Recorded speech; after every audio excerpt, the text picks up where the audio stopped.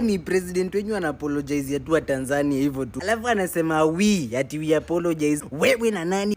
Na sisi tushapanga hadi kwenda kucolonize Tanzania, yeye anasema ati tunaenda kucolonize hiyo Tanzania tukaanze kuishi huko, tumwachie Kenya.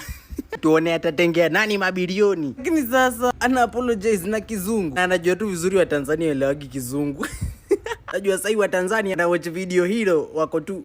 Jamani njoo muone Dodoma Gossip Club wameposti, ya Dar es Salaam Gossip Club wameposti. Rais wa Kenya apologize. Jamani nasikia ila sielewi. Rais wa Kenya ni kama anatutukana jamani, sielewi. Yaani kizungu hili linanipa kizunguzungu. Leteni kamusi, leteni dictionary tujaribu kuelewa rais wa Kenya anasema nini. Jamani fungueni ChatGPT tufanyie translation. Hatuna ChatGPT, hatuna hiyo. Hatuna hata ChatGPT ya translation. Jamani pigieni Diamond Platinum atufanyie translation. Sarare. Ina maana ati pia Diamond Platinum hajui Kiingereza. Kivipi? Na yeye ndiye nambari 1 high export from Tanzania.